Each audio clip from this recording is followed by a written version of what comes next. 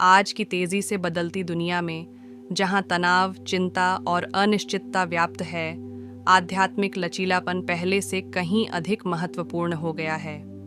आध्यात्मिक लचीलापन हमें जीवन की चुनौतियों का सामना करने और हमारी आंतरिक शांति और खुशी बनाए रखने की क्षमता प्रदान करता है। इस वीडियो में हम आध्यात्मिक लचीलेपन के 7 स्तंभों का पता लगाएंगे। येन, आत्म जागरूकता।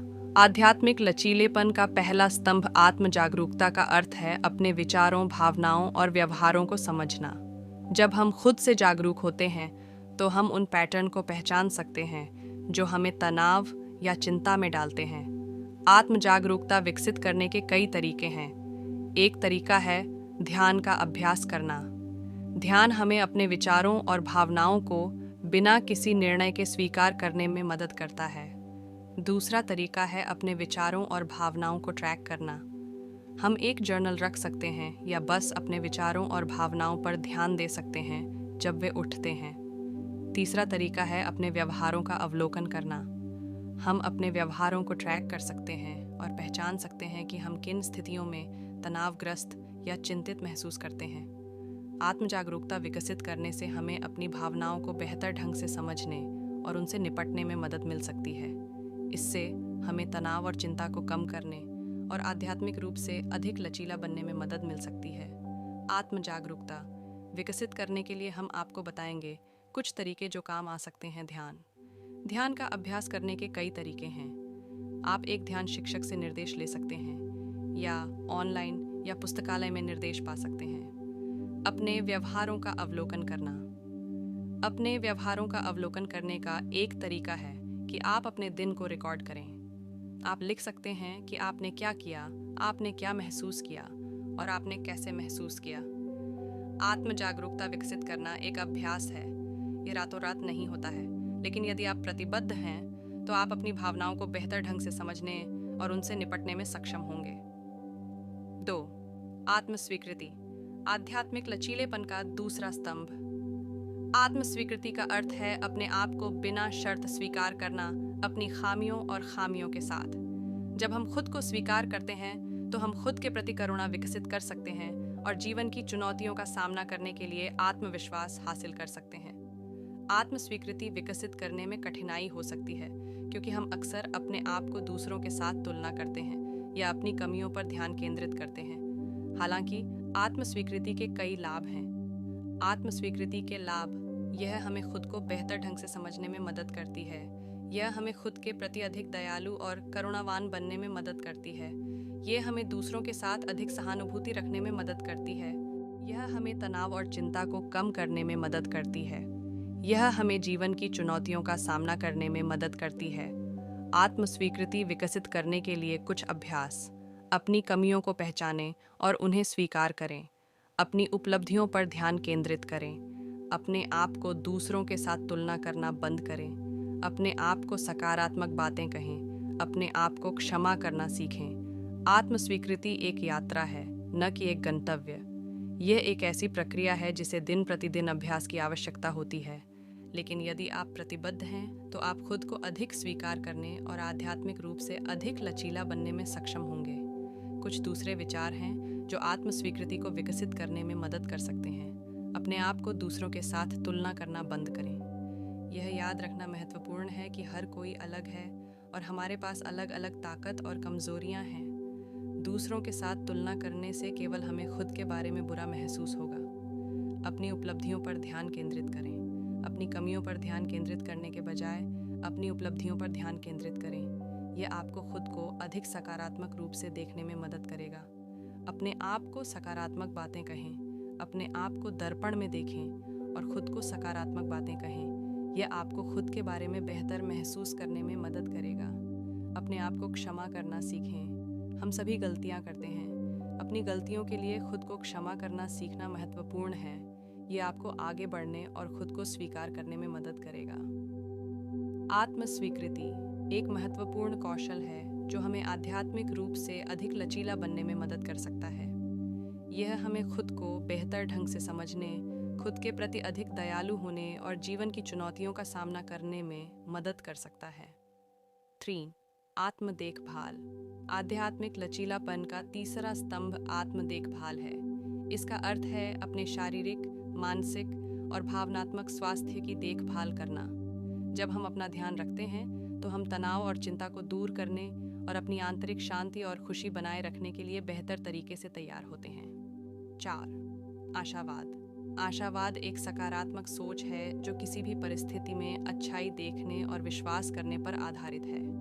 यह जीवन के उज्ज्वल पक्ष पर ध्यान केंद्रित करने और यह मानने के बारे में है कि चीज़ें बेहतर के लिए काम करेंगी। आशावाद एक शक्तिशाली उपकरण हो सकता है जो हमें कठिन समय में मदद कर सकता है और हमें अपने लक्ष्यों को प्राप्त करने के लिए प्रेरित कर सकता है। आशावाद के कई अलग अलग प्रकार हैं, लेकिन उनमें से कुछ सबसे आम हैं।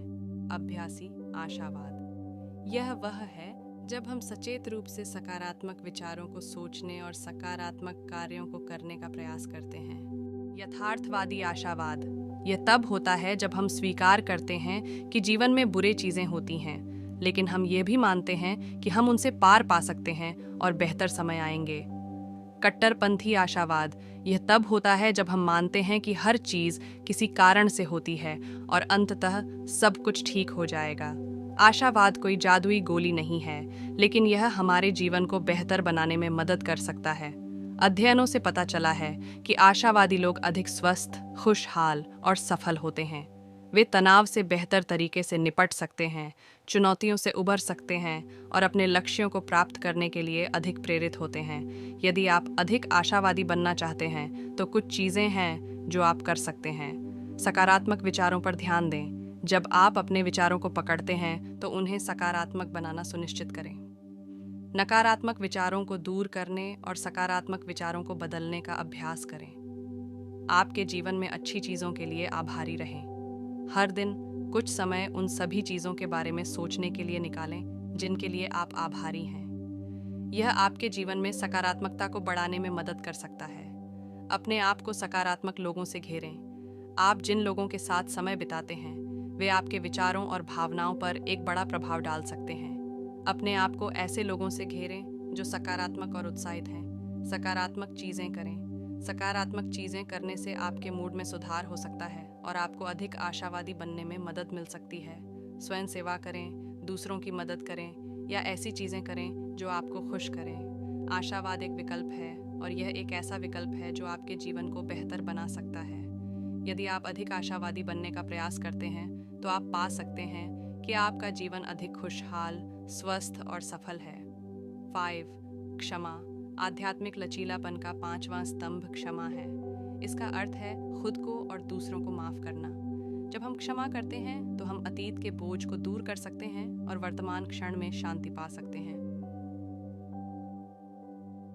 कृतज्ञता। आध्यात्मिक लचीलापन का 6ठा स्तंभ कृतज्ञता है। इसका अर्थ है जीवन में हमारी अच्छी चीज़ों के लिए आभारी होना। जब हम आभारी होते हैं तो हम जीवन के सकारात्मक पहलुओं पर ध्यान केंद्रित कर सकते हैं और अपनी खुशी बढ़ा सकते हैं। 7. उद्देश्य। आध्यात्मिक लचीलापन का 7वां स्तंभ उद्देश्य है।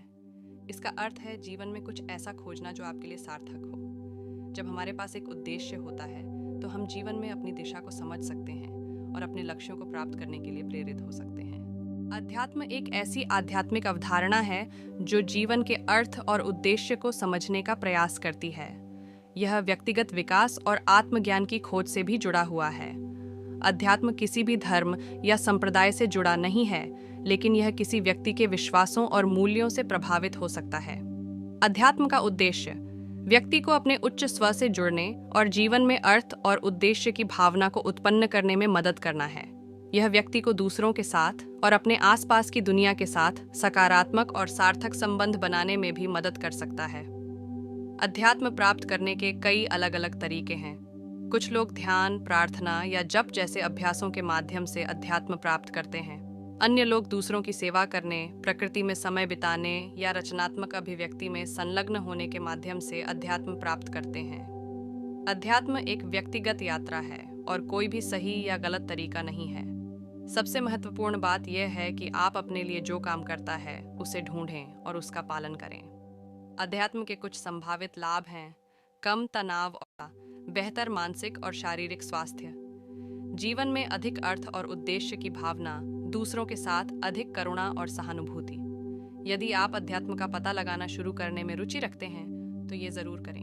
ध्यान या प्रार्थना का अभ्यास करें, प्रकृति में समय बिताएं, सेवा कार्य में शामिल हों, रचनात्मक अभिव्यक्ति में संलग्न हों, आध्यात्मिक किताबें या लेख पढ़ें, आध्यात्मिक समुदाय में शामिल हों। सबसे महत्वपूर्ण बात यह है कि खुले दिमाग और दिल से आगे बढ़ें।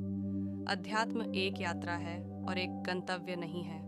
अगर आपने यहाँ तक पहुँचने का सफ़र पूरा किया, अब बस चैनल को सब्सक्राइब करें, वीडियो को शेयर करें और हमें कमेंट्स में बताएं कि आपको और क्या नया चाहिए।